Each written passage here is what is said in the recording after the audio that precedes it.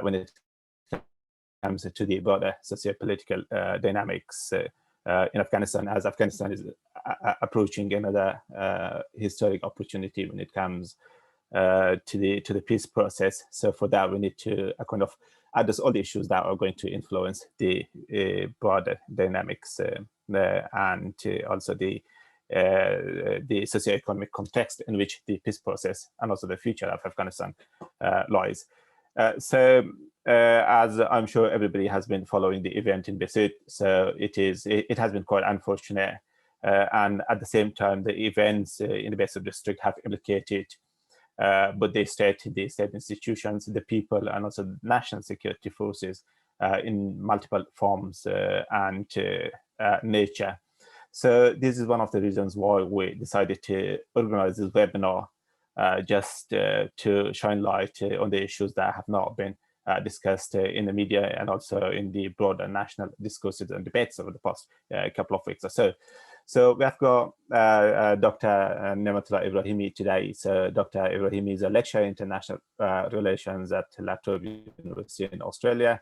Dr. Ibrahimi completed a degree in politics and international relations from LSE London School of Economics and Political Sciences, and then he went on to gain his PhD from the Australian National University. Dr. Ibrahimi's research mainly focuses on social movements, the contentious politics, Islamic politics, minority rights, and state building in Afghanistan. Dr. Ibrahimi has been a very active and distinguished scholar in the Afghan debates. So he has been the author of a number of books now. So one of the books, one of the most acclaimed books that Dr. Ibrahimi has written is titled The Hazaras and the Afghan State, Rebellion, the Exclusion, the Struggle, and the Struggle for Recognition. That was published in 2017.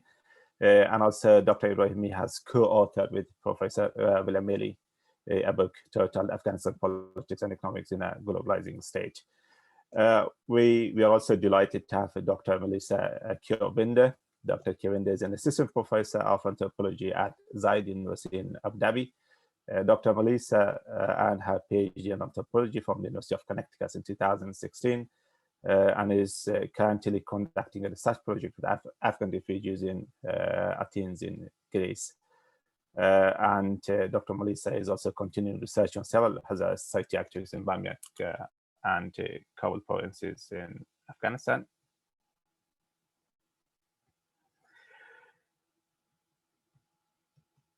And we have got Dr. Haroun Rahimi.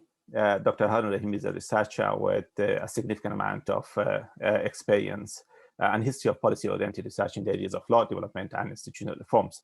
Dr. Rahimi holds a BA in law from the University of Herat and an LMM in global business law from the University of Washington. He also holds a PhD in law and economic development from the University of Washington. He is currently an assistant professor of law at the American University of Afghanistan and is also a visiting research fellow at the Oxford University Oxford Center for Islamic Studies. Thank you all the speaker for making it today. So I know it has been quite difficult for everybody, and particularly the crisis that has been going on in the Behsud district is a contentious politics. We do appreciate your attendance, and we are really looking forward to hearing from you and also your perspectives, just to give us a broader understanding of the broader political and socio-economic dimensions, and then we will be going to some more specific questions. Perhaps if I could start all the speakers with a fairly generic question of how do you interpret the situation in the Behsud district, and basically what do you make of the broader situation there? If I could start with Dr. Melissa Chiovenda first, because Dr. Melissa has been doing some field work within the same community. It could have been quite a while ago, but still, obviously, the findings and the research and discussions would be very lively and will definitely take us to a more appropriate direction. Dr. Melissa. All right, thank you. Thank you very much for having me. Um, I mean, gosh, it's a really broad question, but I think for me, and when I've been talking about and trying to understand what is happening in Behsud, the most important thing that keeps coming up is it seems like very often this is being presented as an almost isolated incident with no real contextualization, historical or social contextualization at all. And I find that very concerning for a lot of reasons.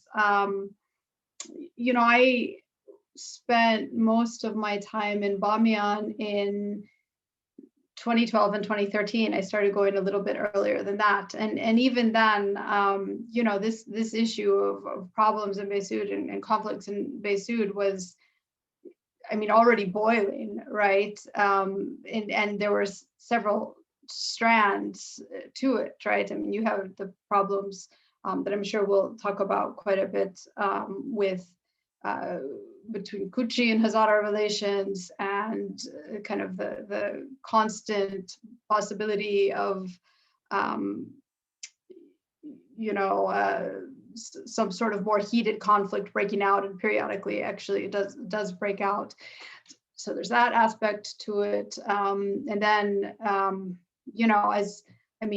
any of you who have traveled to Bamiyan or to Daikundi or to these Hazara regions know there's also the problem of road travel, which is a concern that the inhabitants of that region have been bringing up again and again.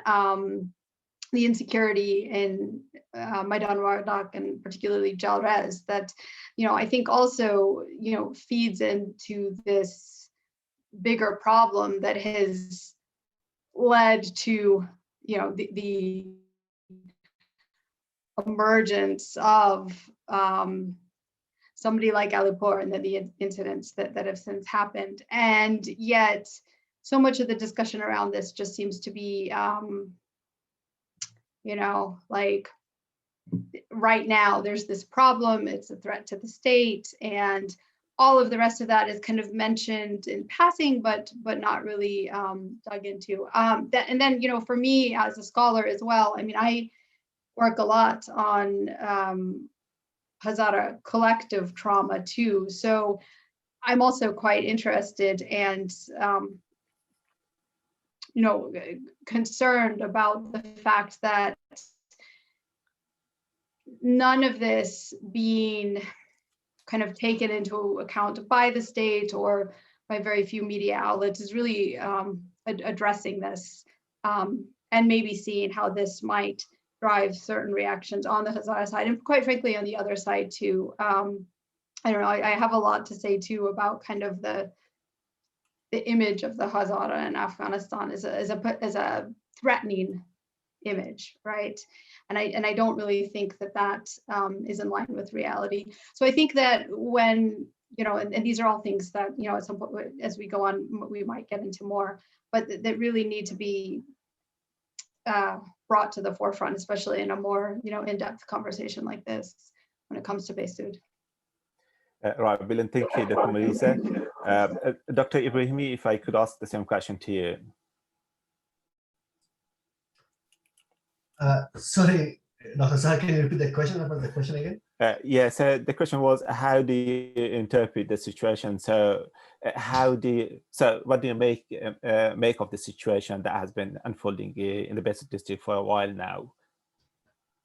Well, I think in a lot of ways, in my view, the situation in Behsud is not very extraordinary in the sense that it is a representative case of what is happening, in fact, across the country.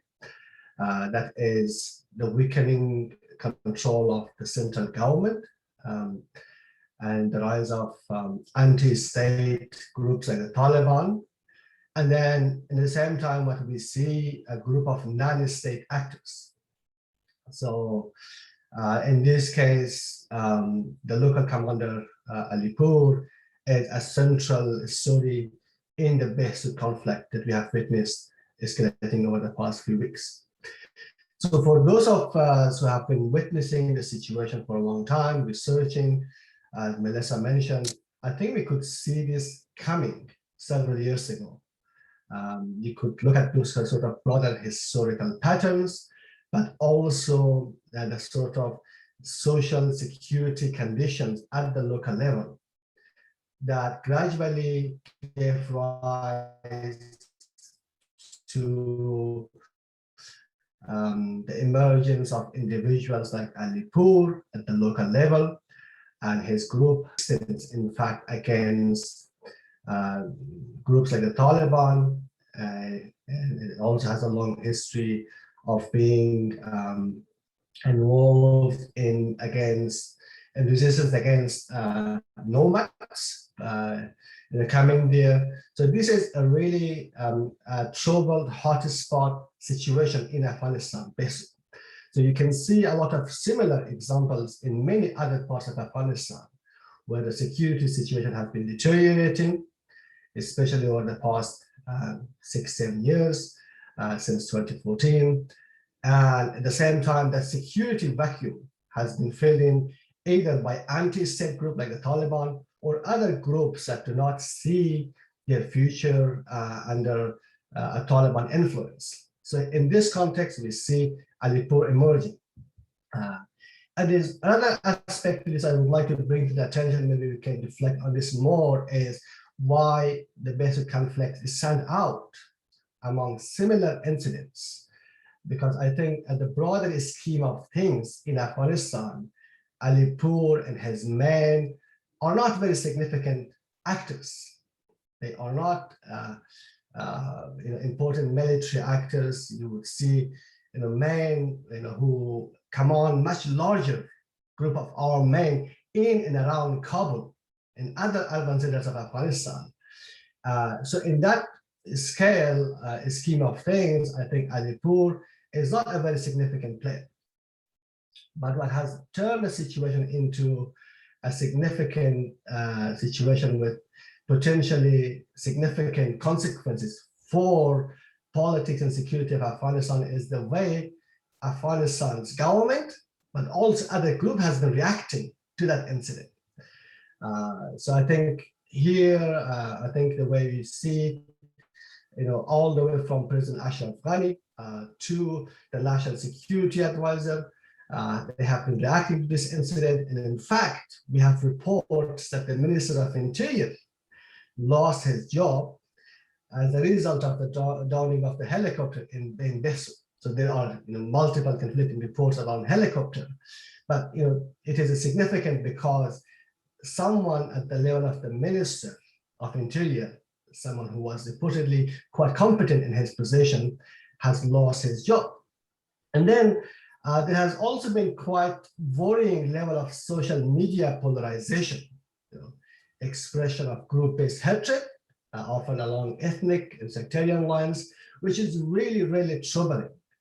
I think in the present circumstances, if you see the larger threat that confronts Afghanistan in terms of the expansion of the Taliban, the declining international interest and commitment to Afghanistan, and the fears of conflict along ethnic and sectarian lines emerging. So I think all of those factors come together to make the Behsud situation really a potential hotspot. And I think one in which you can see a difficult future if, for example, the current situation breaks down and we see the worst case scenarios many of us are in fact dreading, if the current peace talks or all of those efforts fail in Afghanistan.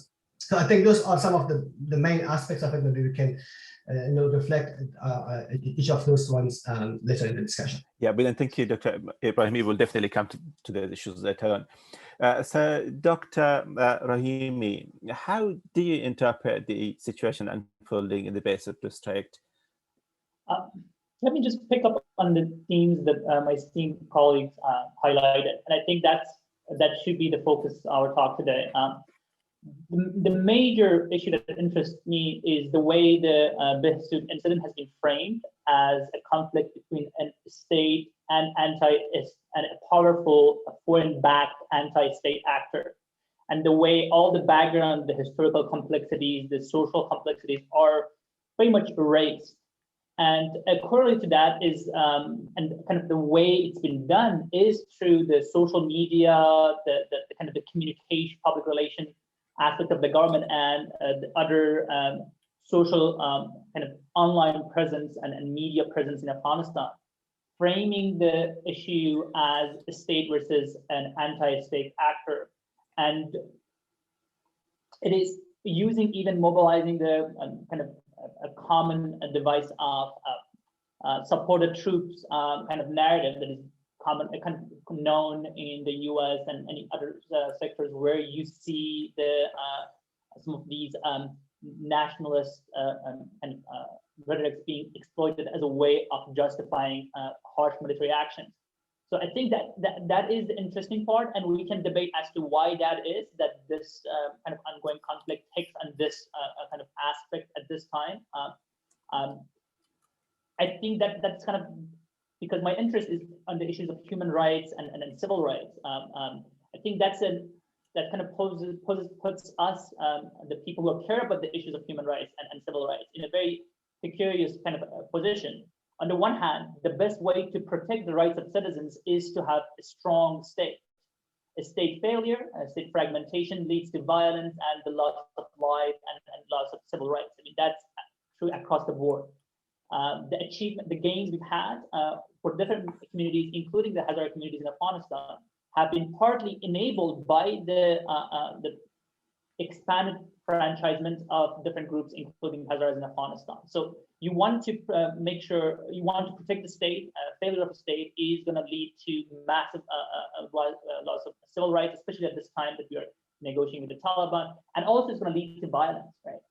At the same time, the state is not a neutral actor. The state is not a neutral entity with regard to all the groups in Afghanistan. So you have also the state resources being mobilized quite unevenly against different groups. I think Dr. Ibrahimi made a good point that this has been intentionally made into a central issue of the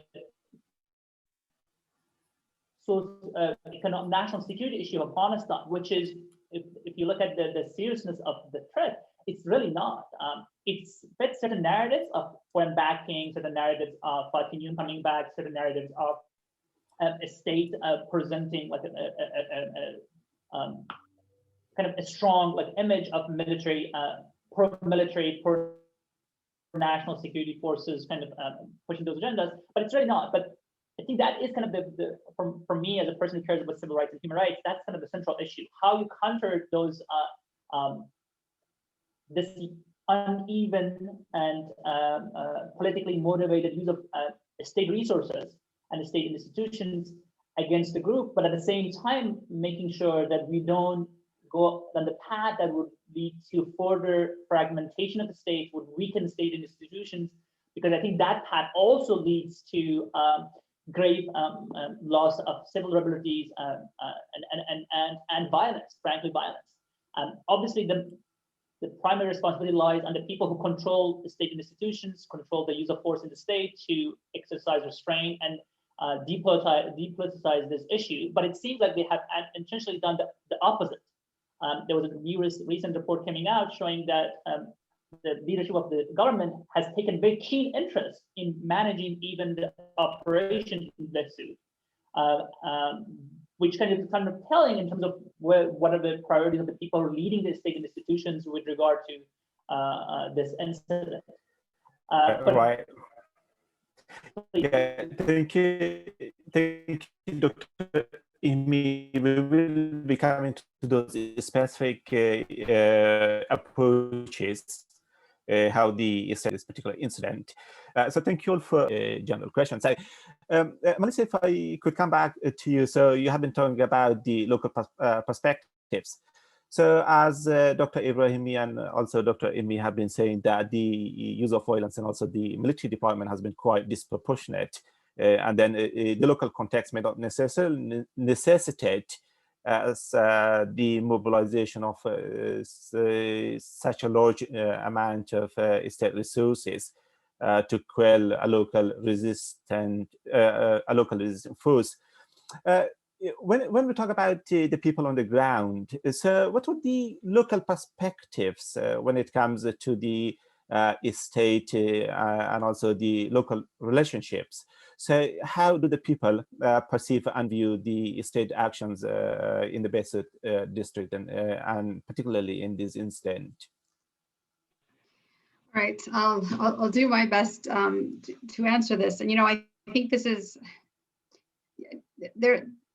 I think there's a lot of ambivalence because on the one hand, we're talking about a population of people who, I mean, the goal is not to disrupt the state. The goal is not to act against the state. I think that has been pretty clear. I mean, about, I don't want to too much refer to Hazaras as a monolithic entity, but well, everybody I've known from Behsud and Bamiyan, this has never been the goal. And for years, there has been, a very strong support of the state and support of, making the state work. While at the same time, though, there's been, again, and you've seen this deteriorating over the years, any sort of trust that the state is actually doing this, right? So, I think right now there is a lot of distrust. People that I have spoken to have said, like, something doesn't feel right here. I think there was recently an operation in Jalrez, and this has been the same old story again and again, where they say, I don't understand why this area can't be secured. So there must be something more to the story. There must be somebody who's not interested in securing it. But I think, again, on the side of the people, for them, the best case scenario would be a state that acted in their interests and that came in and that did what it needed to be to protect them at all levels, whether it's securing the area militarily or finding some sort of resolution to some of the disputes that they've been facing or whatever. And I do think it's with a good deal of reluctance that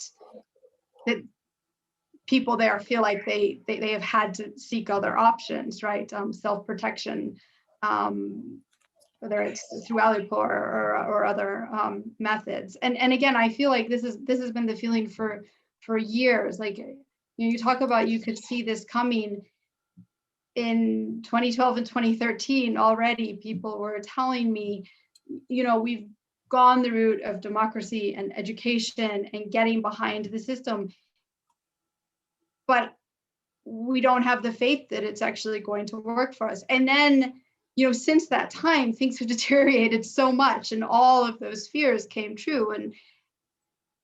And so, it's like, of course this has happened. Of course this has emerged. I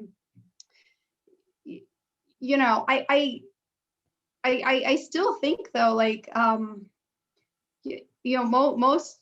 most of the people would really prefer, Kabul to work for them and to provide their needs. I mean, you can get into discussions about centralization or decentralization or this sort of thing, but really that's what they want, right? I mean, it's like, what are people most afraid of right now? It's the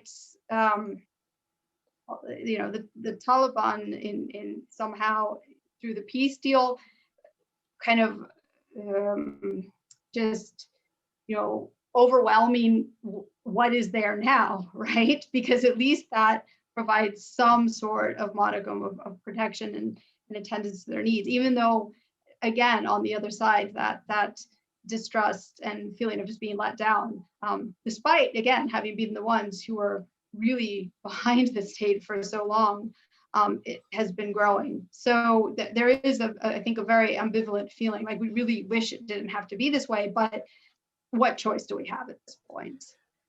Right. So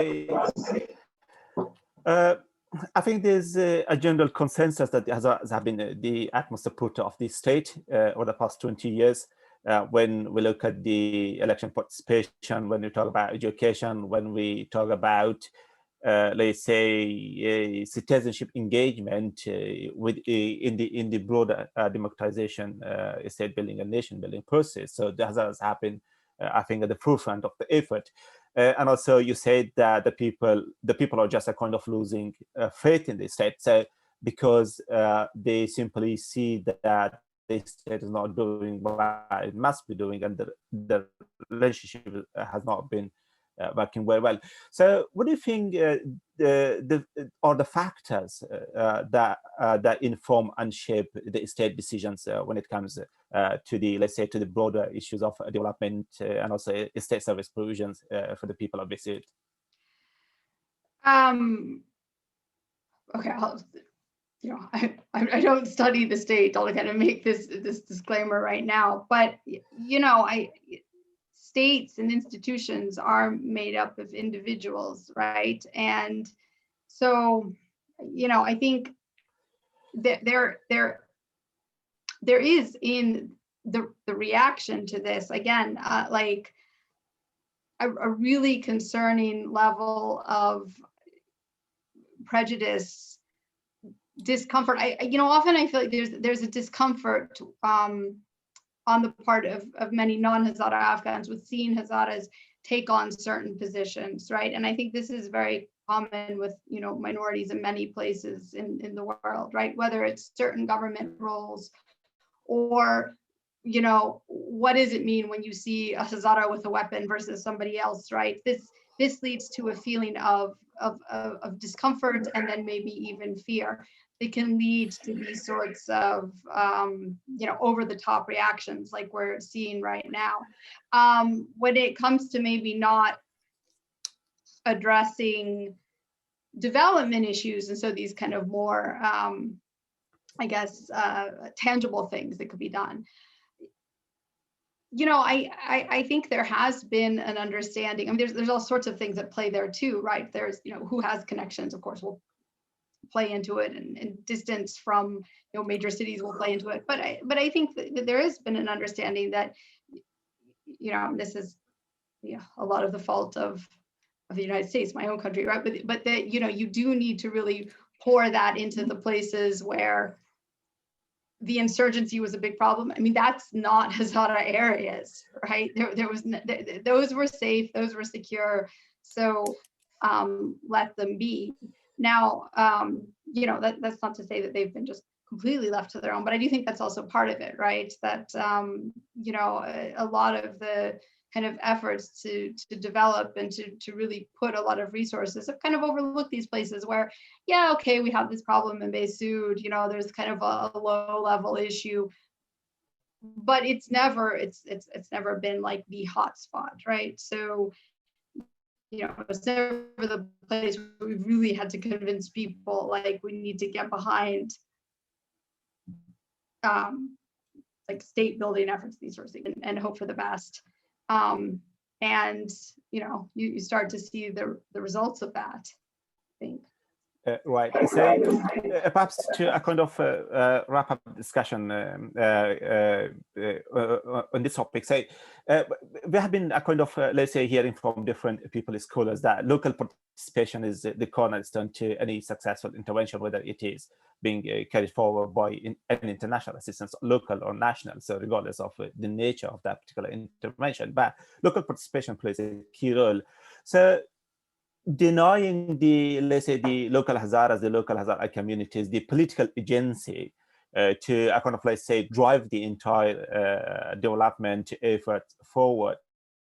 So what do you think the local implications would be in terms of helping the local Hazara communities to realize their potential and also to continue pursuing their aspirations? So what would be the implications, or what would have to be done? No, what would be the implications in case the state continues to practice discriminatory practices against Hazara communities? In terms of denying them the socio-political agency given that the local participation is quite important, not for the local communities themselves, but also for the central state as well, given the state is in a very fragile condition at the moment. Right. No, I mean, I think the trend we're seeing is just going to continue to grow, right? There'll be more and more disillusion, more and more of a feeling of we're going to have to, just take some of these things on ourselves, which, I think in some cases could be quite, harmless, depending upon, what exactly we're talking about, right?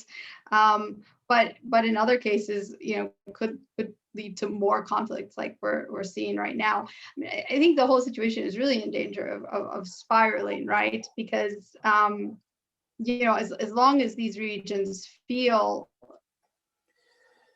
uncared for, or that their needs are unmet, right? The tendency will be more and more to act independently.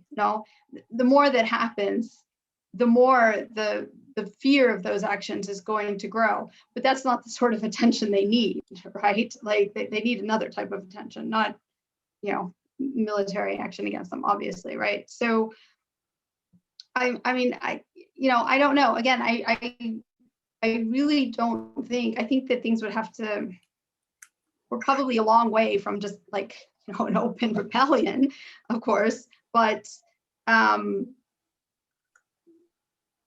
wouldn't be surprised if things keep moving in this direction, right? And more of these sorts of incidents or groups start to pop up, also in other areas that I think have really been struggling. This is happening in Behsud, but we've seen in the past years big problems in other areas too, that have been left out and felt kind of abandoned, Ghazni, right, in the past years and whatnot as well. And one of the, I think that kind of a unification of a kind of Hazara bloc politically, right, even though there's still are fractiousness that goes on, right? That there is a fairly unified bloc that has developed out of the last years of conflict. It means that what happens in Behsud, everybody's listening, and they're going to remember the next time something happens in Ghazni, or the next time something happens in Bamiyan, right? And so it seems like a place and a kind of demographic in Afghanistan that had been, if nothing else, stable, is just going to continue to maybe destabilize more and more. I think they're going to search for other options as much as possible. I don't, I really believe most of the people I've spoken to, like, primary concern is we need the Kabul that we have now to stay in power. We don't need like something worse to come in and take its place, even though there's so much dissatisfaction with the Ghani administration and whatnot. The alternative at the moment is so much worse that it's very insufficient. Yeah. Thank you, Dr. Melissa. So, Dr. Ibrahimi, if I come to you, and then we'll go to Dr. Rahimi. So once we have established the local perspectives and also the national perspective, then we will be talking about the legal and also the human rights dynamics and implications of the events going Behsud. So Dr. Melissa provided an excellent account of the local perspectives and views about the unfolding events in the Behsud district. So, Dr. Ibrahimi, if I come to you, you talk about the historical context and also the historical factors that might be factored in. Would you please be able to kind of provide with some sort of, let's say, very specific examples of those, or factors of those historical dynamics and factors that are shaping the state relationship to the Hazaras, with a particular focus on the Behsud incident?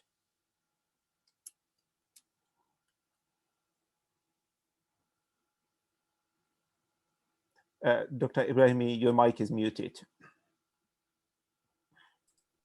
Thank you for reminding me. This is quite common to remind people now. Well, I think Yeah, history plays quite an important part here. Especially so in regards to the way the Hazaras relate to the Afghan state. As we have already alluded to, Hazaras have a long history of marginalization, persecution in the hands of successive regimes in Afghanistan. And for the majority of them, the 2001 intervention by the international community in Afghanistan provided an opportunity for them to correct that historical injustices that they were subjected to for a century or so. So now, some Hazaras, or many Hazaras in fact, are seeing what is happening in Afghanistan through the lens of history, that historical trauma that people have experienced, come together to shape the way people relate to the state in Kabul. And I think it's important to make a distinction between the ideal image of the state, and I think ideally people would like there to be a state in Kabul, institutions in Kabul that can deliver on key functions of the state, provide security services, represent people, and defend people, and lead social and economic development across Afghanistan. And then the second image of the state is the way the Afghans, across Afghanistan, including the Hazaras in Behsud, they relate to the way the state functions on a day-to-day basis. See, here I think you can see a great degree of what I think Professor Maley is here. He has described in greater detail neo-patrimonialism, those sort of patronage-based networks that has emerged since 2001 across Afghanistan, that has taken control of the state institutions in Kabul, but also in the provinces. So I think one thing we should keep in mind, that even though during this period we have seen some level of, a resemblance of pluralism in Kabul, in the sense that all ethnic groups have someone in Kabul at senior level. We should remember that, from Behsud, Khalili served for nearly more than 2 terms as vice president, right? But that hasn't changed the reality of insecurity, and grievances people experience on a day-to-day basis with regards to local administration in the province of Wardak. That hasn't improved the security for local people to travel safely from Behsud to Kabul, even though it is not very far, even to the provincial capital in Maidan Wardak. So many people in Behsud, unfortunately, feel they are underrepresented at the provincial level. In the provincial level, administration have been very inaccessible, not only because of security, but also because of lack of historical and current representation at the provincial level in security institutions of the state. And if you see that, we can also see, more generally at the national level, I think the Hazaras feel, even though they have got this sort of symbolic representation in the parliament, some sectors of the state institutions, but they feel very underrepresented and discriminated against in key institutions of power, like the Ministry of Finance, the security institutions of the state, in police force, in army, institutions like that. The Hazaras feel they are really excluded, underrepresented. So we have seen reports coming from various international agencies that confirm the Hazaras are experiencing discrimination in these institutions. So I think if you put all of this together, I think history on its own doesn't do anything, right? History, comes, work together with what is happening in Afghanistan now. And I think, a lot of time people draw on history to interpret what might be happening now. And that history is not just simply a history, for example, Amir Abdul Khan in the 19th century, but also the history of the 1990s. Okay, so when people were trying to interpret what was happening to the regime of Dr. Najibullah in the way it unfortunately at that time disintegrated, right? And this is an area we might be, those of us who have been watching Afghanistan quite closely for a long time might be quite watchful of. Afghanistan doesn't fall apart because the Taliban deployed an army of 50,000 to take over control of Kabul. It is just at those sort of local level, people draw on their historical experiences, and they have got connections across the lines of conflict to reposition themselves and trying to see where the conflict is heading. So I think history plays quite an important role here. Generally speaking, I would like to emphasize that point by Dr. Chiovenda, that the state remains the main attraction for people. It is not only Hazarajat, but especially so in Hazarajat, because they feel they don't have much way out of their historical isolation and underdevelopment other than a responsible, representative, effective state, right? And I think it is the true of all of Afghanistan. I think all of these non-state actors sometimes that people try to cling to self-help local initiatives. They don't provide what people might need for the long-term security and social and economic development. People need a state, right? And I think people across Afghanistan, including in this area, they have shown time and again that they are ready to support that kind of a state. But it is in fact the way the state works, unfortunately, over the past 20 years, that is also has been providing a lot of room for frustration and disappointment. And we see that among the Hazaras, not only among the Hazaras, but also especially so among the Hazaras, because the expectations were so high that post 2001, here is a new opportunity, the time of era of democracy, equal citizenship and rule of law, and so on and so forth. And now the Hazaras see for 20 years, the international aid and all of those things, they just came and was delivered to, was used to buy heart and minds in where there was insurgency, right? Just went around them. So I think there is a lot of disappointment, discontent across Afghanistan. It has a special features of its own among the Hazaras, and that is, I think, what is making incidents like this very, I think, disturbing as well, in terms of what they can lead to in the future.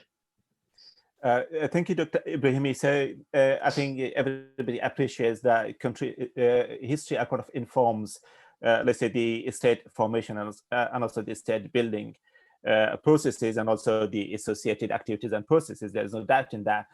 But the problem is that having an uncritical interpretation or perspective on the history, and then when we talk about history, so it automatically becomes a contentious issues, and then obviously there are different ethnic groups would have their own interpretations of history, despite the fact that they have been gaining political agency over the past 20 years or so.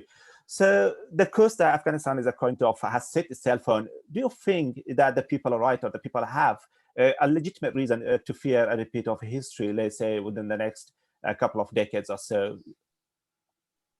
So what was the question again? How these various views of history shape the way people react? Yes, and also perhaps the major question is, I know we have come a long way now, so the contexts have changed, the people have changed, and also different ethnic groups have gained socio-political agencies over the past couple of decades or so.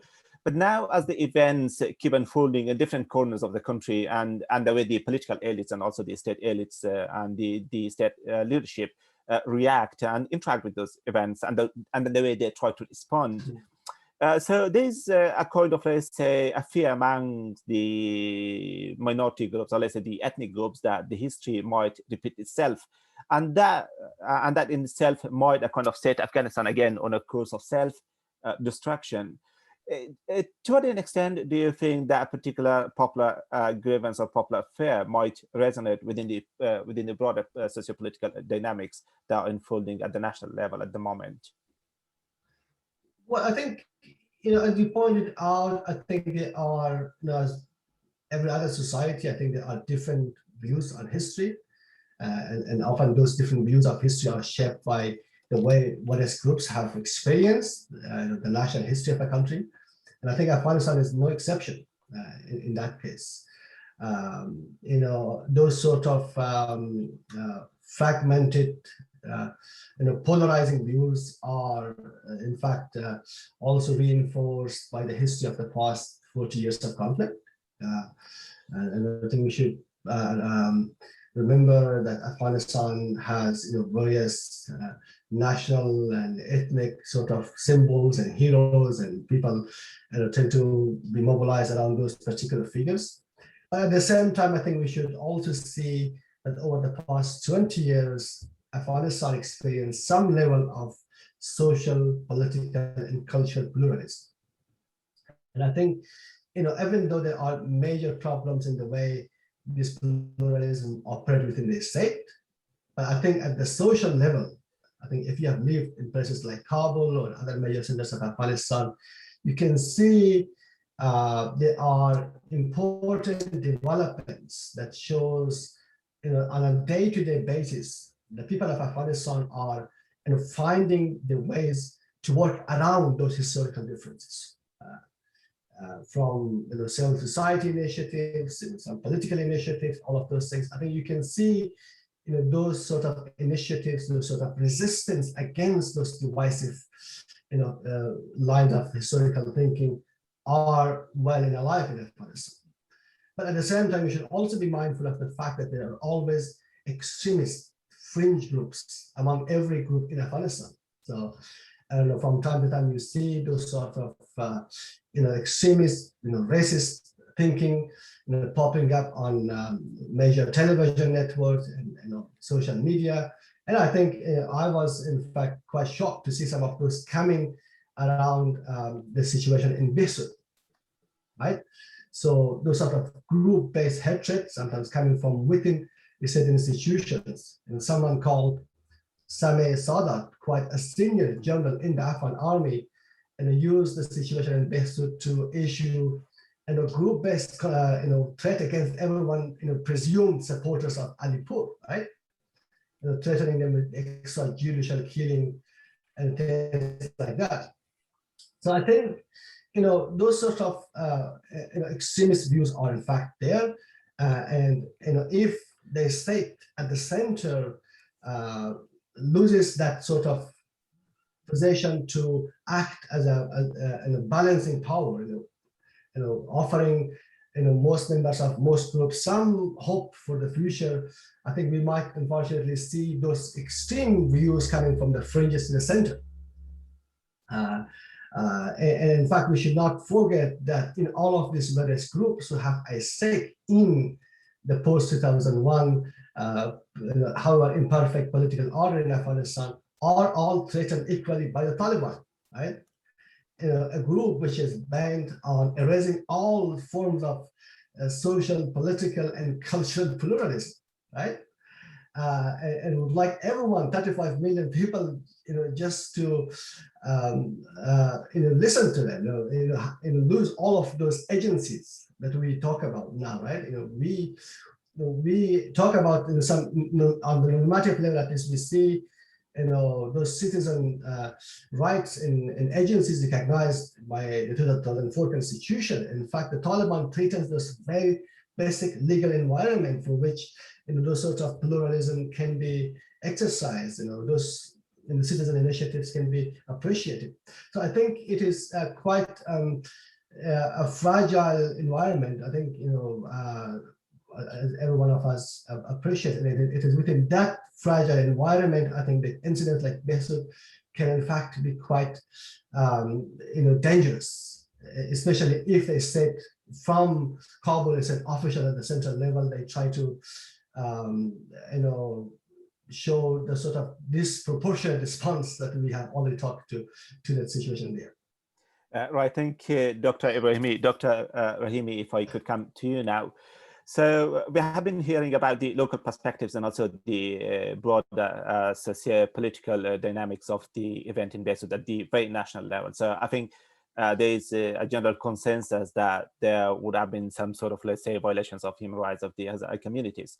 So you talked about the principles of human rights and also civil rights, and also the principles and how we would be required by law to frame such an event. So you talked about the framing of this event, and also you touched upon the mobilization of state resources for instrumental and political purposes. So perhaps the more question is, perhaps the more specific question would be, do you think that the state behave and react to the Behsud event proportionately?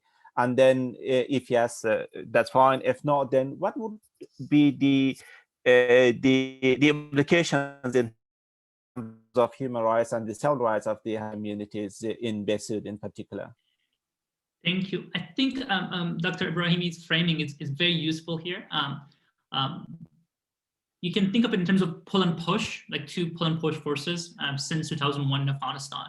There is a general pull towards redefining a relationship between citizens and states in legal terms, in terms of citizenry. And that's a common, I think, aspiration of a majority of Afghans. They want to have a rule-based relationship. If you read all the kind of public surveys, everyone wants justice, and they often want access to justice based on a fair and transparent system. And there's been a lot of, I think, desire on the part of many Afghan communities, including Hazaras, for the state to act as based on law through the systems of the formal system of justice we have, to dispense justice in a way that would redress some of the grievances that exist between different communities, even Kuchis and Hazaras, for example. What would be one example? That's kind of, I think, it's a pull, but you also have the push, which pushes people towards these patronage systems for the sake of protection. Like you have parts of Afghanistan that are people are seriously community are threatened. So the choice is between, okay, I'm going to align with these networks of organized militias as a way to protect my community. The state is distant, the state is not present. Even the ideal form of a state is not, even if the state is neutral and for order and for justice, for my rights, it's not there. So the political reason is, so protection is a main reason. Also resources, we touched upon this. The way the resources in Afghanistan were distributed were along these patronage lines. So alignment with patronage lines of like, I'm going to be the person supporter of X figure because that X figure is used as a kind of a way to access state resources. And remember, Afghanistan, we should remember that Afghanistan is basically much dependent on foreign aid. And the way foreign aid is distributed often is very top down. And the way it is distributed top down is through these existing channels, these figures who are steeped in corruption. They often have these network of patronage that often are subversive towards the state. Even those who are actively participating in state often have alignment with subversive actors. So I think that push and pull is there. And when you ask the question of how how Afghanistan could actually deal with these issues, the ideal answer would be that we need a strong formal justice sector that would take all grievances seriously and dispense justice in a way that we fair.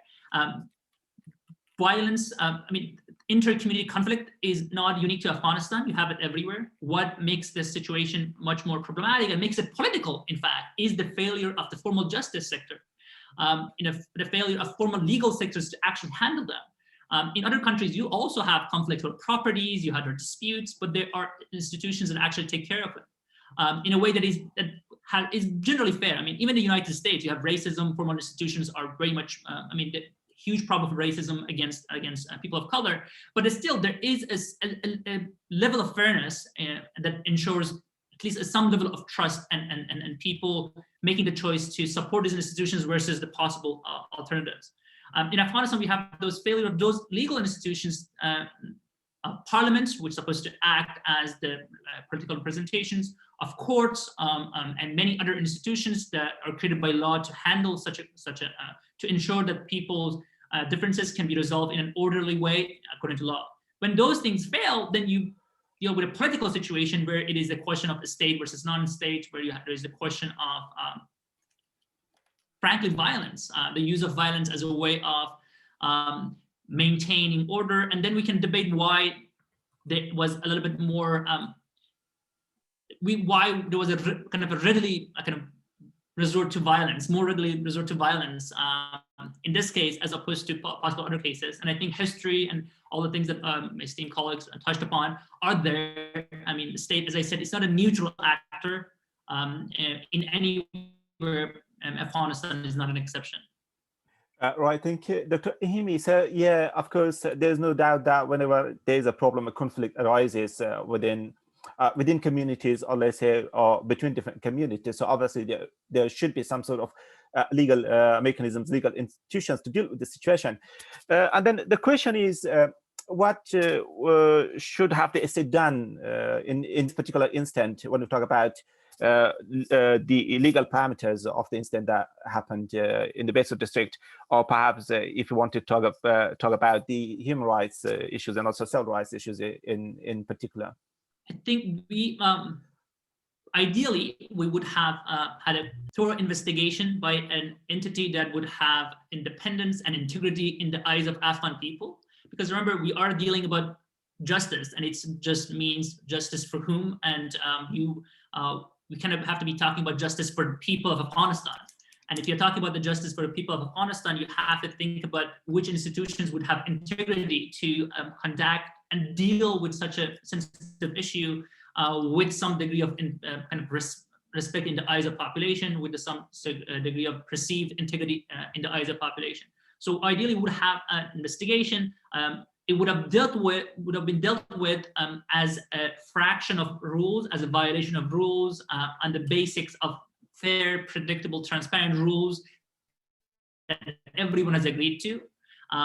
We would have institutions like independent Human Rights Commission, and institutions like the political even branches. You have parliaments, that is a state's kind of main part of state that has the obligation to act as a political representation of different groups. I mean, other countries also have different priorities, different value systems, but they are committed to resolving them in an orderly way, and based on a system that kind of reinforces trust in the institutions. Even court system had a role to play in terms of prosecution, and then the courts prosecuting the actors who violated the law. And there were reports of actors overuse of force by the government and by the police. So these are not impossible problems to solve. What happens is that our institutions legal institutions failed to solve them based on rules of law and in a legal context. That kind of created even a greater need for the political space for the political influences to come in.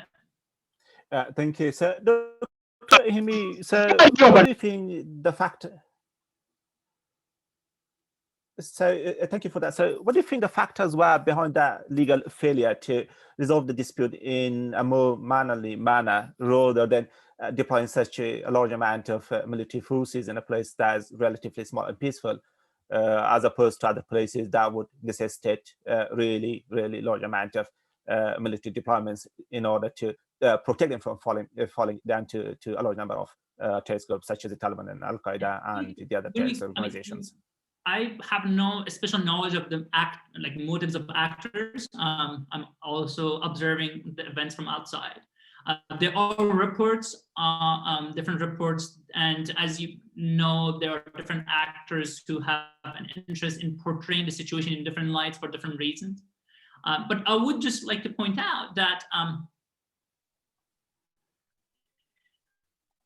there is the operation in Behsud has polarized the society, as Dr. Ibrahimi has said, and it has one side, the side that has been pro the government response, has been mobilized partly along the line of support the troops, and which often detracts from examining the policies for which the troops are government that is struggling with the issue of political weakening of the state. Would be using a welcome opportunity to mobilize support for the government, national institutions, by picking on a relatively easy target. I think even could have been that the reason that it was chosen was because it was an easy target, it was an easy show of force. And I think the calculation was that it would have been popular. And the framing of the issue that this is an anti-state actor, which is true. I think everyone here agrees that militias working against the government is not in the favor of even like any community. Hazara is not an exception. But the way it was handled, I think that's the criticism of everyone here. The way it was handled was counterproductive to the goals that the state actually proclaims to have in terms of going back to order and strengthening. Right, thank you. Perhaps the last question, I'm really sorry to keep asking you questions. I think the legal framing of the issue is quite important. Otherwise, we will not be able to reach a conclusion. So obviously the socioeconomic dimensions and factors are as important as legal factors, but the legal factors would definitely, or let's say the rule of law should rule such instance at the end of the day. So now if there is a persistent denial of justice to the local communities, regardless of whether those communities are from the Hazara background, from Tajik Uzbeks or Pashtuns, what would be the implications for the, let's say, for the legal dimensions and also the legal integrity of a state as a larger enterprise, given that the context is quite fragile, as Dr. Ibrahimi and Melissa have been talking about? I think the concern is that the state institutions are continuing to lose credibility in the eyes of population, especially a segment of the population that has been continuously supporting the state. I mean, I think all of my colleagues highlighted the fact that generally, if you look at the support for the state, it's been very high among the Hazara community for normative reasons, because I think they align, the majority of Afghanistan, including the Hazaras, align themselves with the values that the ideal form of a state kind of represents. But also practically, minorities in Afghanistan fear the alternative, as Dr. Ibrahimi said, they fear the alternative.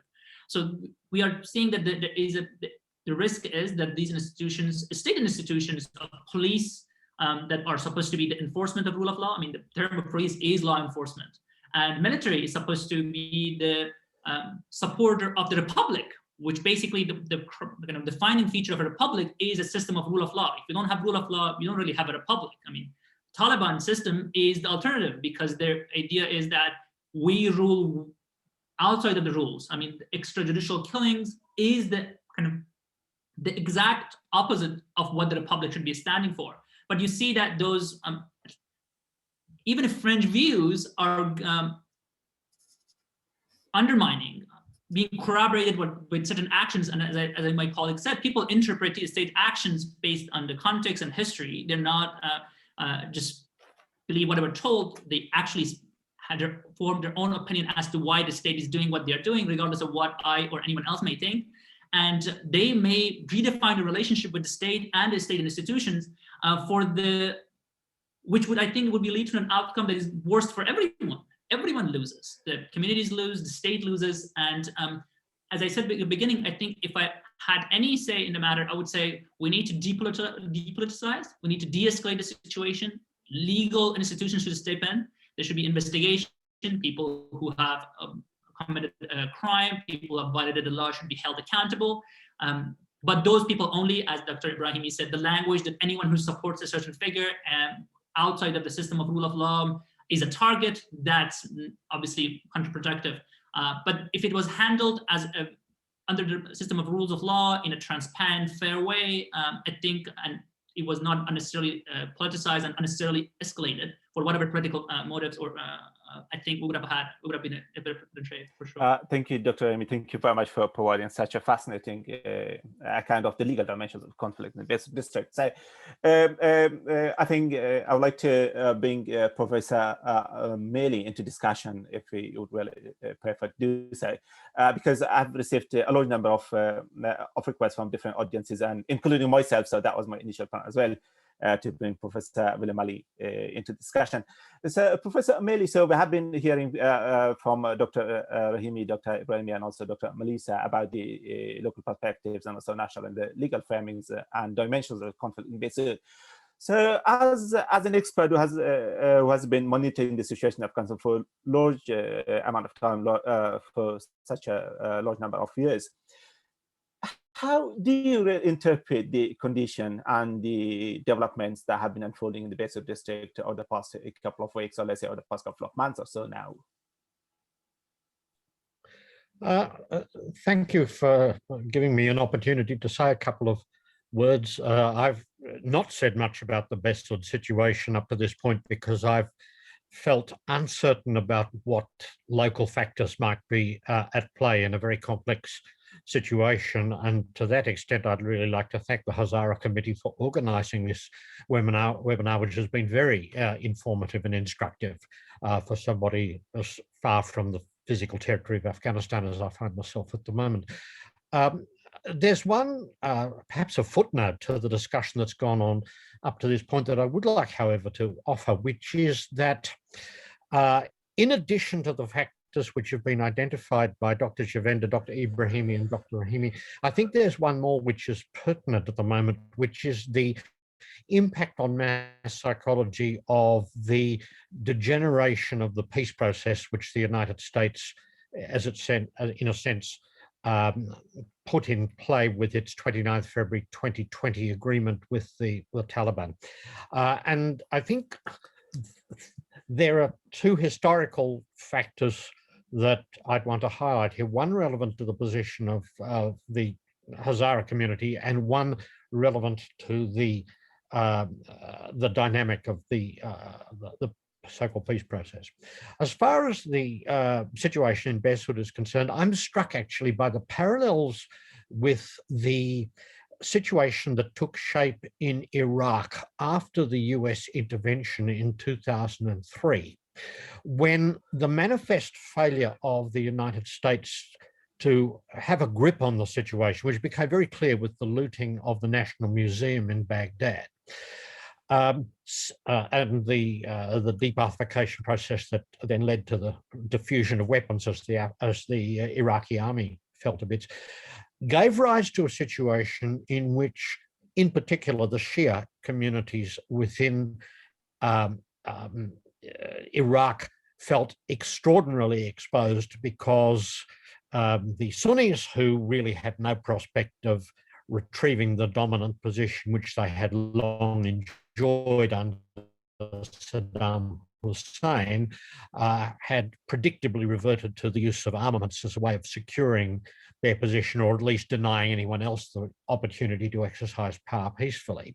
And with the United States incapable of addressing that problem by providing security to those on whose behalf perhaps they had purported to be intervening, the incentive for group formation, an armed group formation, became very clear, and we saw the emergence of the Asadriyun and other groups of that sort in different parts of the country that then contributed to a downward spiral. And I think the metaphor of spiral that Melissa offered is one which is multiply relevant to the situation in Afghanistan at the moment. That leads me to the other side of the coin, which is that, as Dr. Ibrahimi suggested in his presentations, when regimes come unstuck in Afghanistan, it tends not to be because one force grinds itself to the way to the heart of Kabul, but because people reposition themselves as they draw conclusions about who is likely to come out on top. And I think there is a sense in which in Behsud we've seen the state using really a sledgehammer to crack a nut, in part because there's always a risk that if you have a situation such as the situation in Behsud that seems to highlight the mounting incapacity of the state to assert its authority, then that can contribute elsewhere to a wider narrative, which is that the state is unraveling and the Taliban are going to come out on top, and now is the time to reposition ourselves. There are various metaphors for this. Whack-a-mole is one of the metaphors that has been used. You know, as soon as a mole sticks up its head, whack it quickly before another one comes along. And I think that may be one of the factors that's also been at play where the situation in Behsud is concerned, which would make it yet another of the catastrophic unintended consequences of a poorly designed peace process. So thank you for giving me the chance to share those. Thank you, Professor Maley. Thank you. Very, very useful and helpful. So perhaps we might be able to bring in the participation. So is Dr. Abbas Farasso still in the meeting?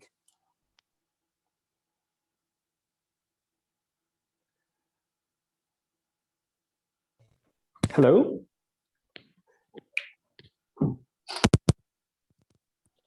Dr. Farasso, you're hearing us? Yeah, I'm here, yes.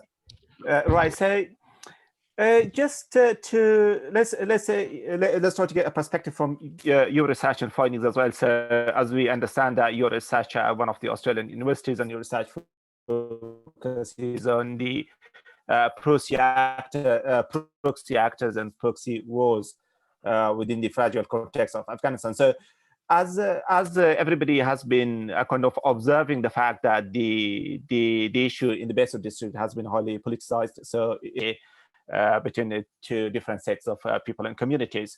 And then one of the areas that has been quite highlighted by different narratives and also organizations and actors on the social media platforms is portraying the local resistance force led by Alipur as a proxy actor. Do you seriously believe that, given the amount of authority and the resources has got at his the amount of resources and also the power he has got available to himself at the moment, do you think we could frame him as a proxy actor, might be able to wage a proxy war regardless of how small the local context would be? Well, thank you very much for giving me this opportunity. So it's really difficult to talk about that issue in this specific context because there is a different reason. First of all, there's a Taliban, such a big group like a Taliban. So if the countries have competition to support different actors in Afghanistan, so this is a question for me, why someone can support a small group like Alipur in a local level, which is, there is not such a strategic value attached to that. This is a question. And also, we should keep in mind that talking about proxy war in Afghanistan and labeling different actors as a proxy group, it's mainly related to political agendas and political narratives to justify some particular political action against specific groups in the country. So it's not to say that there is no proxy relationship or no proxy relation in different groups in the country. But when it comes to this particular group, we are aware that there is reports and speculation that Alipur have relationship, or there's someone within the group have relationship with Fatimiyun. So, but it's really confusing situation. It's difficult to judge on that if there is no concrete information that how it is possible to connect this group with Fatimiyun in Syria, because if talking about Alipur's group as a strategic asset for countries like Iran, it's, for me, it's difficult to see some point on that, how it is possible and how it is useful for Iran to support that group, although we know that it's difficult logistically to support the group inside in the central part of Afghanistan, which is no border with Iran and other countries, and also in the area there is not any specific areas to disrupt the government, thinking about particular strategic objective. And also, if thinking about a group like Fatimiyun in Syria and also Alipur in Iran, there is just a kind of stereotype of ethnic relationship. Otherwise, difficult to politically and strategically connect these two different groups together. If thinking about Iranian security concern, there should be some security concern close to its border within the western part of Afghanistan. If there's reports and one of the research published by Dr. Ibrahimi and Professor Sahar which is trust some of relationship between some groups of Taliban with Iran. So we have those kinds of reports and research which makes sense in the context of Iranian security concern in the western part, and also having relationship with these groups that they have major actors in the context of Afghanistan politics and security complexities. So, but when it comes to people like Alipur, which is mainly emerged out of local context between local people and nomads, and then Jalris problem, which was a Taliban issue, capturing and torturing local people. So that kinds of local response to insecurity.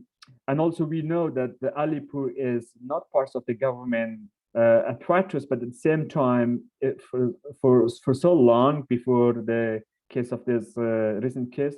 So we didn't see any particular action of this group against the government or label themselves against the government or anti-government forces. They mainly try to provide security for the local people, and also there's videos and interviews by Alipur himself that he said that he is in line with Afghan security forces to provide security.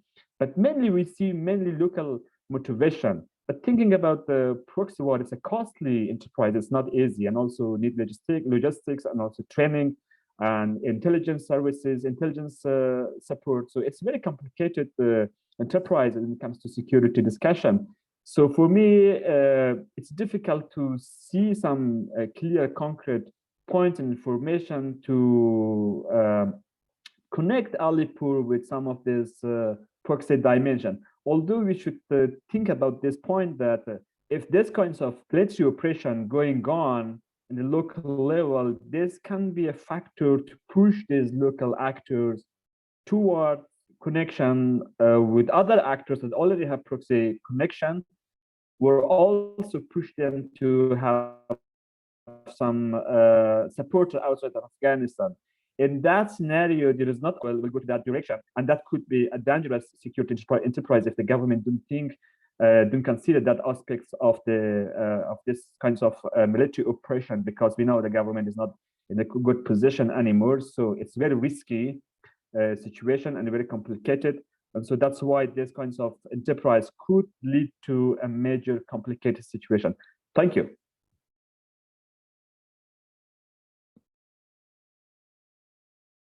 You're muted, Dr. Sahar. Yeah, I'm sorry. Yeah, thank you, Dr. Farasso, for your account of the situation in Behsud. So I think we've got in the 7 to 10 minutes max. Dr. Humaira, am I right? Yes, that's right. I think Dr. wanted to say something. Dr. Rahimi wanted to say something. We just wanted to highlight that obviously arbitrating the question of who's a proxy and who's not is a political question. I agree with Abbas that is a political question. I think there was a lot of possibility for, there are many Alipur type actors in Afghanistan who have negotiated relationship with the state. We have company with the support of the US, we have come up with different structures that maintains connection between states and militia-like groups. And I think that it's a political question why alignments that exist naturally between the Alipurs and the state with regard to the Taliban were not exploited to make a political choice to align the forces with the government. I think that's a political question for sure. But I think we should also refrain from essentializing the case of Alipur. I mean, the dynamics that give rise to militia groups in Afghanistan are very common across the groups. If you go to many parts of Afghanistan, you hear similar concerns. The state has failed us. They're not providing resources. We are dealing with insecurities. There are tribal conflicts everywhere. There are land disputes everywhere, and there are militia groups who claim to represent and protect the community. The local population align themselves with them for protection, resources, and other things. And those actors, militia actors, also have incentives. They want to maximize their power. They are enjoying resources. So I would also caution about creating. It doesn't have to be an either or. I mean, we don't have to create a myth of this exceptional figure that is a Robin Hood of Afghanistan. I think that also is counterproductive, because I think if we have a similar lens and understand the political economy dynamic and state society dynamics in Afghanistan, you can explain the rise of many actors like Alipur. And I think that's a better way to analyze it. But at the same time, I think all the criticism of the way the state has reacted and chose to interact with this particular, not an anomaly in the context of Afghanistan, Dr. Ibrahimi pointed out, and I think Melissa pointed out, it's not an anomaly. This is not an anomaly in Afghanistan, but it has been treated like an anomaly. I think that's a kind of the correct way to look at it. And I think Dr. Maley's analysis is very on point, that it might have been that the state chose this to show force, to counter the narrative of state failure. And I think it might have been chosen partly because the state believed that it would have been able to mobilize people against this particular actor for historical and many different reasons. So it would have been politically feasible for the state to do. At the same time, win a point in terms of, okay, the state is in charge. Thank you, Dr. Rahimi. So if I could fit in a couple of questions that I've got from audiences. So most of the questions are kind of revolve around the legal dimensions of conflict, and particularly around those who have acted in a way that was a kind of disproportionate to the legitimate use of its resources and force. Dr. Rahimi, so although I understand that Zohal has been contesting the fact that the judiciary in Afghanistan is not independent, so it is heavily influenced and controlled by the government and its elites. So that is another issue. So perhaps now the question is, as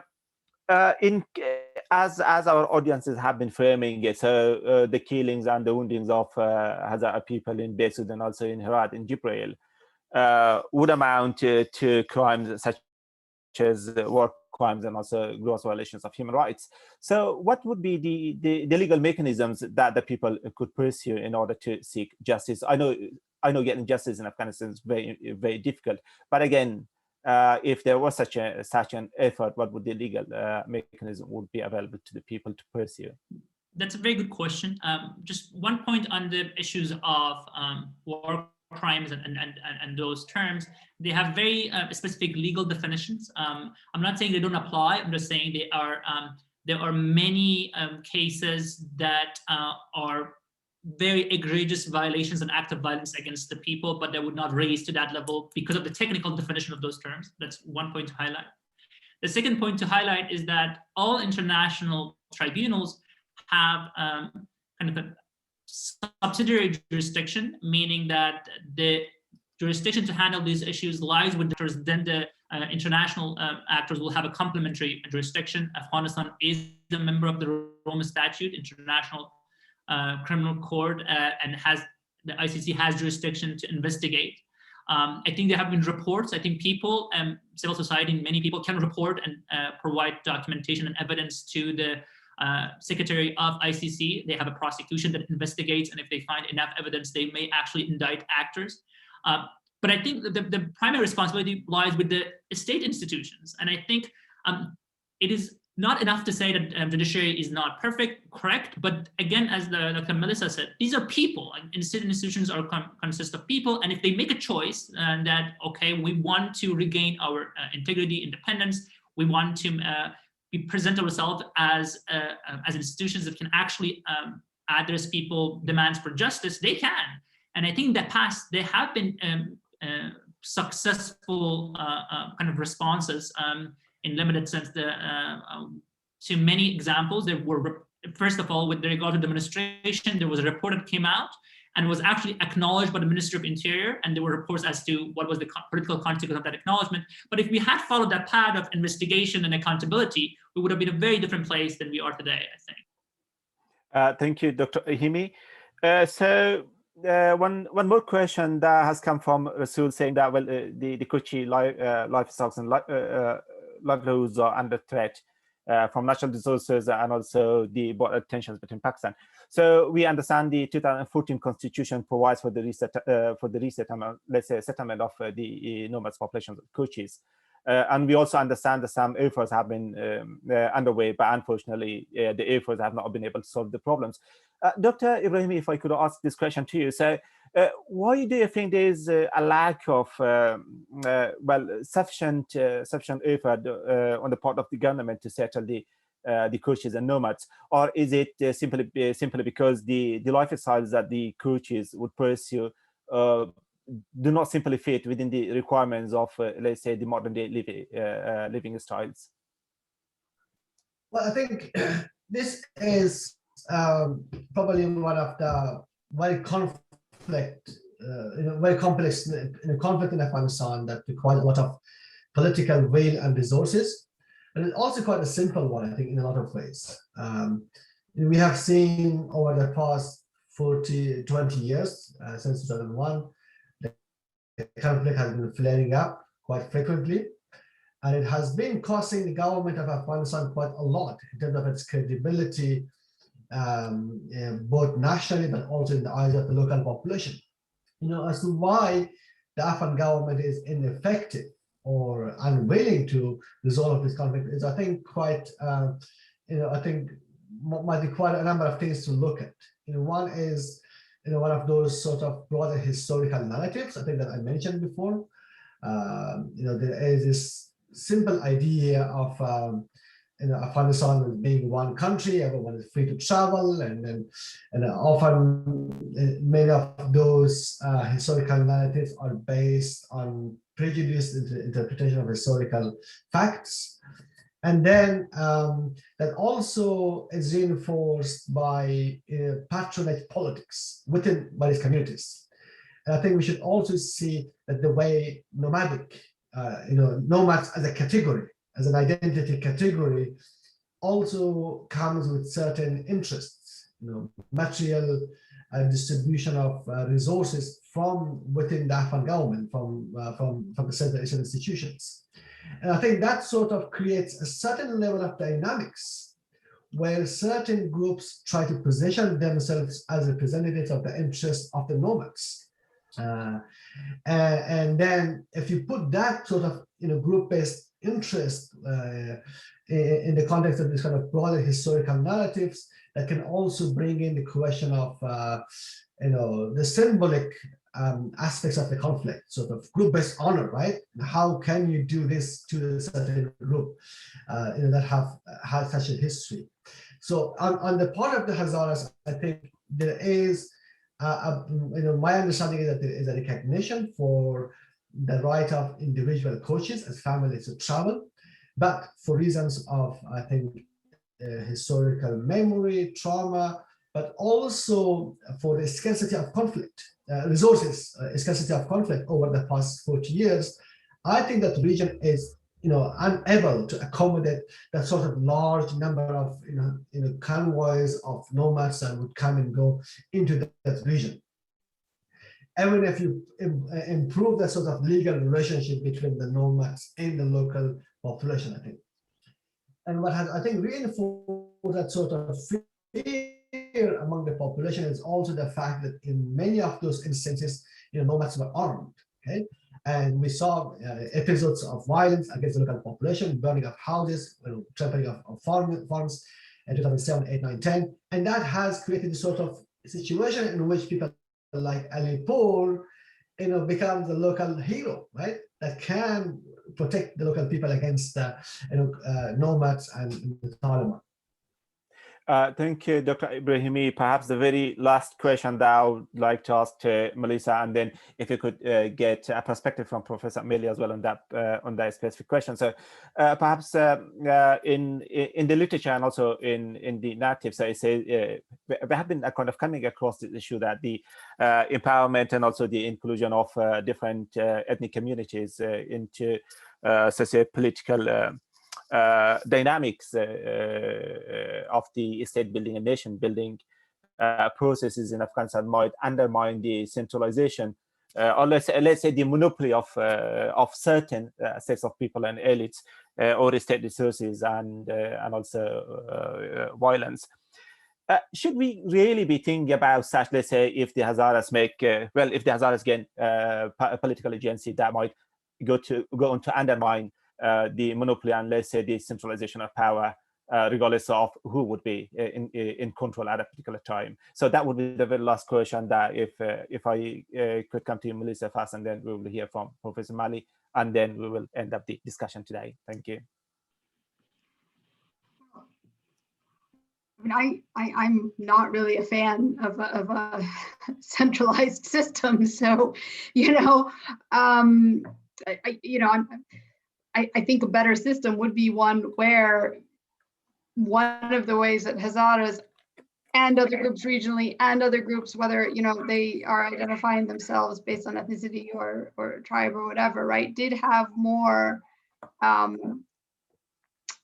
ability to make governing decisions for themselves, right? And I understand some of the arguments that have come up against it, but I really do think that one of the biggest problems that has been plaguing Afghanistan from the very beginning has been the insistence on an overly centralized system, right? So I think the question should be turned on its head, to enable Hazaras to have some sort of political empowerment and to realize that. I think that this is incredibly important, and it's been called on for a long time. I know there have been like some tiny moves in this direction, but for the most part, it's still something that is quite people are quite fearful of. Yeah, and as everyone's been speaking, like kind of one other thing that's come to my head, and this is a little bit of an unformed thought too, though, is I think because Afghanistan is, I guess, what you would call a fragile state, and we are all quite worried about what would happen if it completely disintegrated. We've been talking about and talking about the state as something that should guarantee the rights of the people, that should guarantee rule of law, it should. But I think, and something else that occurred to me was, the flip side of this, and I'm personally, politically, I'm a little bit of an anti-statist myself, just so you know where I'm coming from. I mean, it's just as important that you make sure that there's a way that, people can react against a state that's overreaching, right?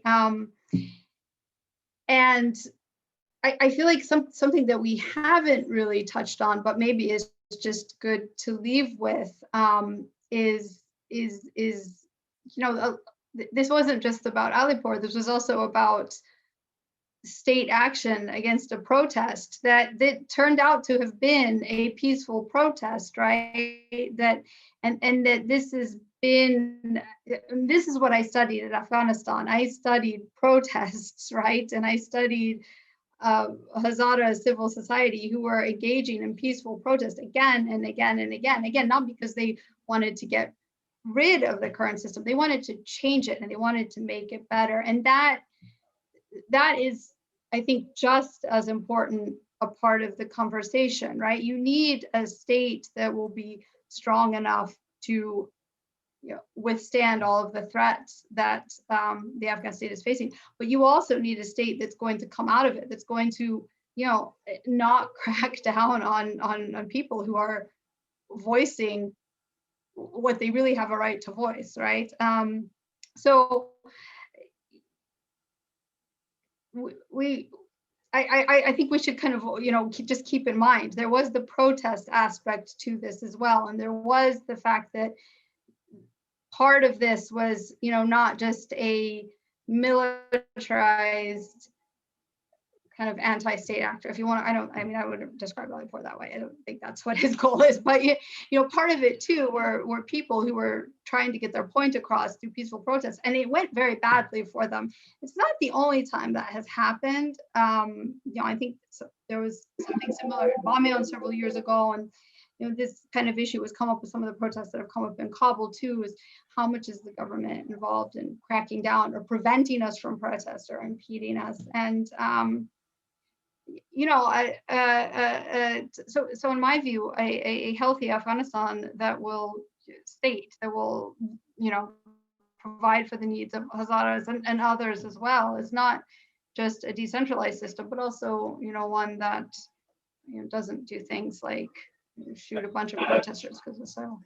Thank you, Dr. Melissa. So yeah, just to kind of reiterate that the report that was compiled by the Afghanistan Independent Human Rights Commission that confirmed that the protests were civilian protest, and also the people who got killed and wounded, they were all civilians. So there was no armed dimension to the protest. It was peaceful, but unfortunately it turned quite ugly because of the lack of competence. And also obviously the political factors that drove the army into the act of violence. So that's one thing. And also the committee that traveled to Behsud, I think that was commissioned by the Ministry of Interior Affairs. They also found that the people who were implicated in the protests and the violence, they were all civilians. So there was no armed dimension to that again.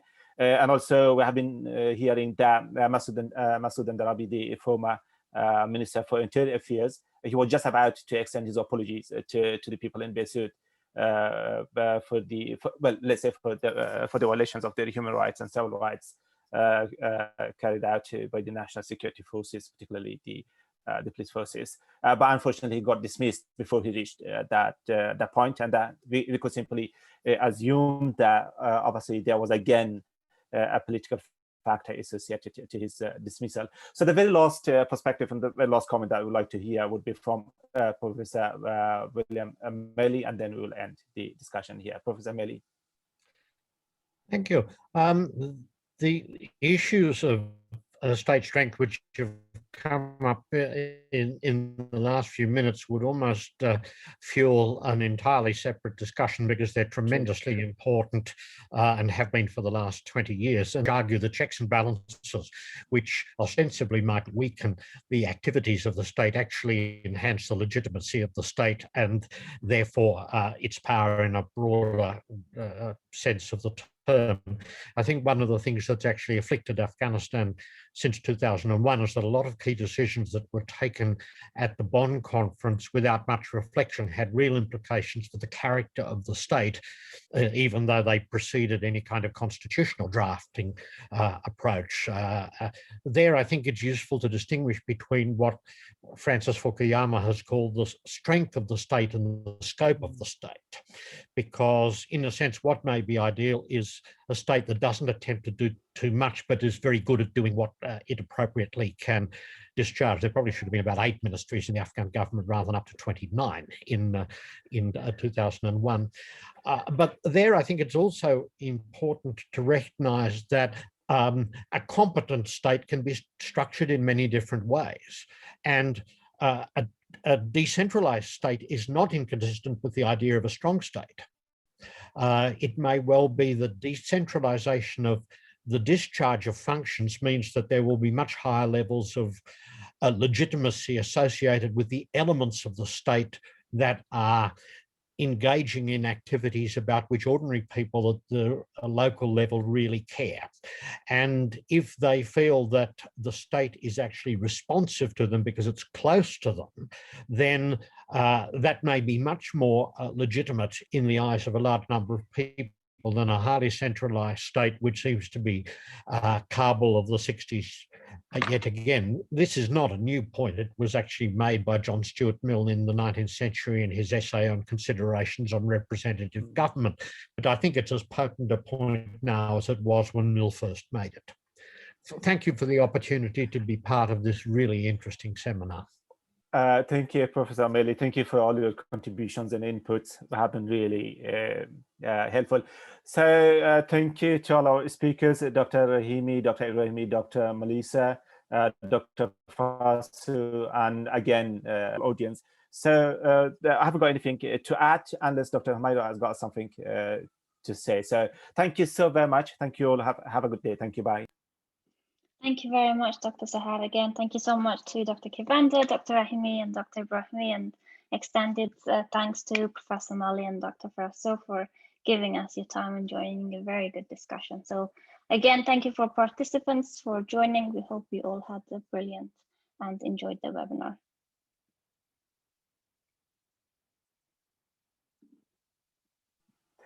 Thank you all. Thank you very much. Bye. Bye. Thank you.